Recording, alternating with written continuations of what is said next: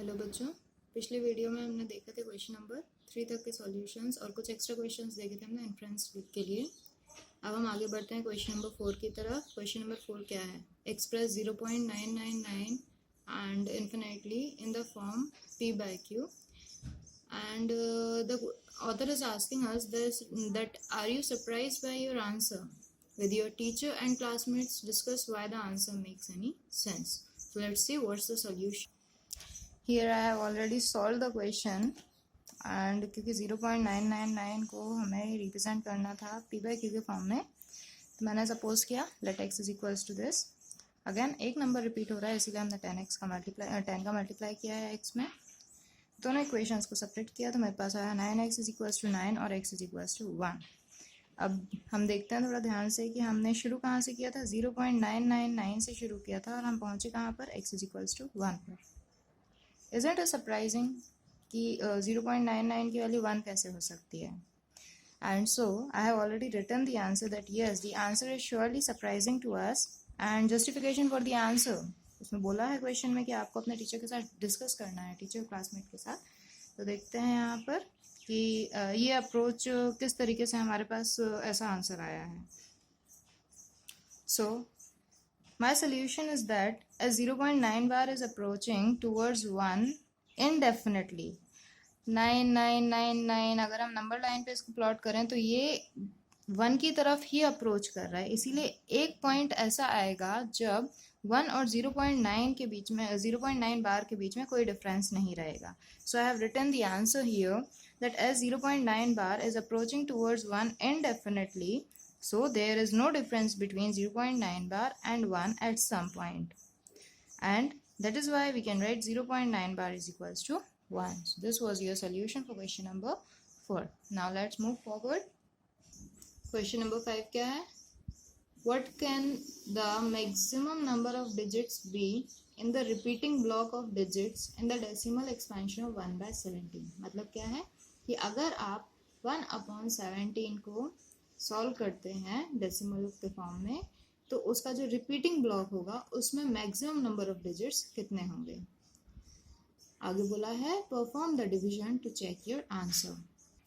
So children, here is your answer. I have solve this 1/17 through long division method और आप देख सकते हैं कि ये कहाँ तक जा रहा है। इसको जब मैंने पूरा सॉल्व किया है तो मेरे पास क्वेश्चन ये आया है और after reaching to the point 47, जब मैंने नोटिस किया तो मेरे पास क्या आया, मेरे पास आया कि जहाँ से हमने शुरू किया था 1 से, हम वहीं पहुँच गए हैं। We can see here we began with 1 and after 7 we reached to 1। Therefore मैंने कंक्लूजन निकाला कि 1/17 को जब हम सॉल्व करेंगे तो हमारे पास इतने डेसिमल प्लेसेस के बाद क्या हो जाएगा, नंबर्स जो हैं वो रिपीट करने लगेंगे। I have already counted them, ये टोटल 16 डिजिट्स हैं। इसीलिए हमारी क्वेश्चन का आंसर है कि hence there are 16 digits in the repeating block of decimal expansion of 1/17। तो 1/17 डिनोमिनेटर में 17 था, इसीलिए यहाँ पर जो रिपीटिंग ब्लॉक है उसमें कितने डिजिट्स आए, मैक्सिमम 16 डिजिट्स आए। तो इसका कंक्लूजन क्या दे सकते हैं हम? इसका कंक्लूजन दे सकते हैं maximum number of digits that can repeat will be 1 less than the prime number in the denominator. इसके लिए क्या है, डिनोमिनेटर में प्राइम नंबर होना ज़रूरी है। तो जो भी प्राइम नंबर होगा रिपीटिंग ब्लॉक में, उस प्राइम नंबर से 1 digit less number of digits जो है वो रिपीटिंग ब्लॉक में होंगे। Let's move forward. Question number 6. Look at several examples of rational numbers in the form p by q, where p and q are integers with no common factors other than 1 and having terminating decimal representations. तो मैं ऐसे numbers देखने हैं जिनका terminating decimal representation हो। इसमें फिर आगे उन्होंने पूछा है can you guess what property q must satisfy. तो सबसे पहले हम कुछ ऐसे एग्जांपल्स देख लेते हैं, फिर हम बात करेंगे प्रॉपर्टी की। तो क्वेश्चन नंबर 6 के लिए हम पहले देख लेते हैं रैशनल नंबर्स जो कि p by q के फॉर्म में हैं। उनका पहले हम डेसिमल एक्सपेंशन देखते हैं कैसा कैसा आ रहा है। तो पहले अगर हम बात कर लें 8/3 की सपोज, तो डेसिमल एक्सपेंशन कितना आया इसका 2.6 बार आ रहा है। आप चाहें तो सॉल्व करके देख सकते हैं इसको। अगर मैंने बात की इसके अलावा सपोज 2/11, 2/11 में क्या आ रहा है 0.1818 एंड सो ऑन। नेक्स्टली एक एग्जांपल तो हमारी बुक में ही दिया था, अगर 1/7 की बात करते हैं तो 1/7 की वैल्यू क्या थी 0.142857 बार। अभी कुछ और एग्जांपल्स देखते हैं। सपोज 2/5, 2/5 का डेसिमल एक्सपेंशन कितना आ जाएगा 0.4। 1/25 0.04।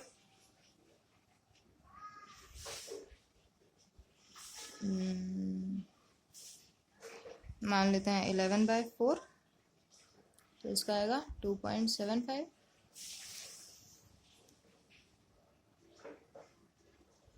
34/5, इसका कितना आ जाएगा 6.8। Let's observe our answers. 2.6 बार, 3 था डिनोमिनेटर में तो 6 रिपीट हो रहा है, 11 था तो रिकरिंग नंबर्स मिले, 7 था तो रिकरिंग नंबर्स मिले। लेकिन जब 5 आया टर्मिनेटिंग नंबर, 25 आया तो भी टर्मिनेटिंग, 4 आया तो भी टर्मिनेटिंग, अगेन 5 टर्मिनेटिंग। तो कंक्लूजन क्या निकलता है, कंक्लूजन ये निकलता है कि अगर टर्मिनेटिंग डेसिमल एक्सपेंशन है तो जो भी डिनोमिनेटर है उसके प्राइम फैक्टराइजेशन में या तो सिर्फ 2 आ जाए, या फिर 2 के कुछ पावर्स में आ जाए, या फिर सिर्फ 5 आ जाए, 5 के पावर्स में हो कुछ, अदरवाइज 2 और 5 दोनों के मल्टीप्लिकेशन से कोई डिनोमिनेटर हमें मिले, तभी हमारे पास जो रैशनल नंबर है उसका टर्मिनेटिंग डेसिमल एक्सपेंशन आएगा। अगर ऐसा नहीं होता है, 2 और 5 के फॉर्म में नहीं होता है, अगर हमारा डिनोमिनेटर है, जैसे कि हमने मान लिया यहाँ पर 3 लिया था तो ये भी नॉन टर्मिनेटिंग आया था, 11 तो भी नॉन टर्मिनेटिंग आया था, 7 तो भी नॉन टर्मिनेटिंग आया था। आप चाहे कुछ और डिनोमिनेटर्स ले सकते हैं, जैसे कि 13 ले लिया, 17 ले लिया। तो इस कंडीशन में आप देख सकते हैं डेसिमल एक्सपेंशन क्या होगा। Definitely you will come to the conclusion कि डिनोमिनेटर में हमारे पास ऐसे नंबर्स होने चाहिए जिनका प्राइम फैक्टराइजेशन जो है उसमें या तो 2 बस हो या फिर 5 बस हो या फिर दोनों हो। इसके अलावा अगर कोई भी नंबर डिनोमिनेटर में होता है तो उसका टर्मिनेटिंग डेसिमल एक्सपेंशन नहीं होगा। और बच्चों इसका कंक्लूजन जो है वो मैंने यहाँ लिखा हुआ है, terminating decimal may be obtained in the situation where prime factorization of the denominator of the given fractions are having power of 2 only or 5 only or both. So this was your required answer. Question number 7. Write 3 numbers whose decimal expansions are non-terminating and non-recurring. तो 3 numbers आपको ऐसे लिखने हैं जिनका decimal expansion जो है जो क्या होगा नॉन टर्मिनेटिंग होगा और नॉन रिकरिंग होगा। तो ऐसे नंबर्स हम खुद से लिख सकते हैं जो टर्मिनेट ना हो और रिपीट भी ना हो। Example 1.01 0011 000111 and so on. ये एक हुआ। इसी तरीके से हम और भी ऐसे डेसिमल एक्सपेंशंस लिख सकते हैं, जैसे कि 2.57577 57775 एंड टू बी कंटिन्यूड। ना ही पैटर्न रिपीट हो रहा है और ना ही ये टर्मिनेट हो रहा है। थर्ड एग्जाम्पल बोला 7.050005 एंड सो ऑन। ये सारे ही नंबर्स जो हैं ये नंबर लाइन पर एग्जिस्ट करते हैं और इसीलिए हम किसी भी टाइप का पैटर्न जो कि टर्मिनेट भी ना हो और रिपीट भी ना हो यहाँ पर आंसर में लिख सकते हैं अपने according. Question number 8. Find 3 different irrational numbers between the rational numbers 5/7 and 9/11। तो 3 डिफरेंट इरेशनल नंबर्स 5/7 और 9/11 के बीच में। 5/7 को हम क्या लिख सकते हैं, 5 इंटू 1/7। 1/7 की वैल्यू ऑलरेडी आपके पास थी, क्या थी, 0.142857, इसके ऊपर था बार। 5/7 की वैल्यू कितनी आ जाएगी, मल्टीप्लाई कर लेते हैं, यू विल गेट 0.714285 बार। और 9/11, 9/11 को फाइंड करने के लिए हम लॉन्ग डिवीजन मेथड यूज़ कर लेते हैं। तो लॉन्ग डिवीजन मेथड से let's see what will be our answer.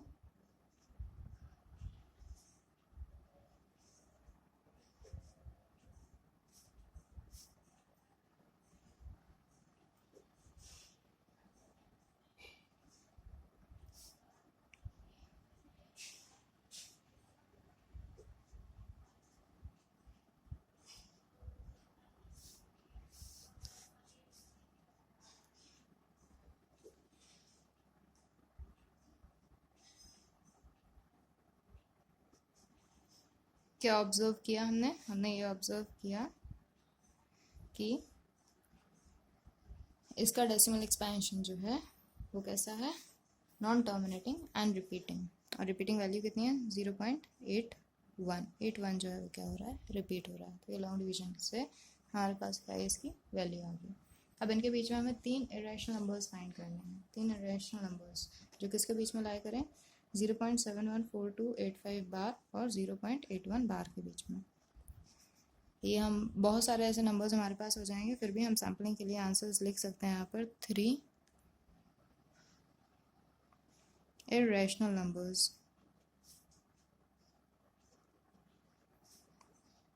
Are. आप अपने अकॉर्डिंग कोई भी पैटर्न बना सकते हो। ध्यान क्या रखना पड़ेगा कि 0.71 से वो बड़ा हो और 0.81 से वो छोटा हो। Example 0.72072073 and so on. दूसरा आप ले सकते हो 74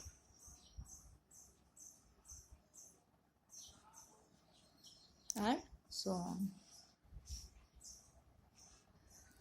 अब आप ले सकते हो 0.808080 एंड सो ऑन।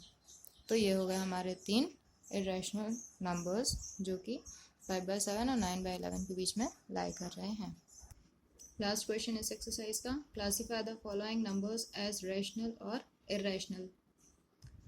रैशनल और इरेशनल में इसको हमें कैटेगराइज करना है। तो इसमें से जो फर्स्ट पार्ट है √23, √23 रूट के अंदर 23 है, एक प्राइम नंबर है, तो इसका जो डेसिमल एक्सपेंशन है वो नॉन टर्मिनेटिंग नॉन रिपीटिंग होगा और इसीलिए ये इरेशनल नंबर में लाई करेगा। अब √225 जो है इसका डेसिमल एक्सपेंशन जो है आप देखेंगे एक परफेक्ट स्क्वायर रूट है, हैंसफॉर्थ ये टर्मिनेटिंग होगा।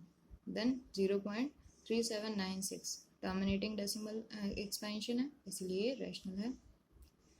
फोर्थ में हम पैटर्न देखते हैं, हमारे पास पैटर्न क्या आ रहा है, 7.478478, मतलब कि रिपीटेशन हो रहा है और नॉन टर्मिनेटिंग है। नॉन टर्मिनेटिंग और रिपीटिंग है, इसीलिए कैसा होगा, रैशनल होगा। देन फिफ्थ वाले क्वेश्चन को हम ध्यान से देखते हैं, तो ये नॉन टर्मिनेटिंग और नॉन रिपीटिंग है, इसीलिए ये कैसा है, एक इरेशनल नंबर है। That's all for this video. Next video हम टॉपिक नेक्स्ट वीडियो के लिए हम बाद में कंटिन्यू करेंगे।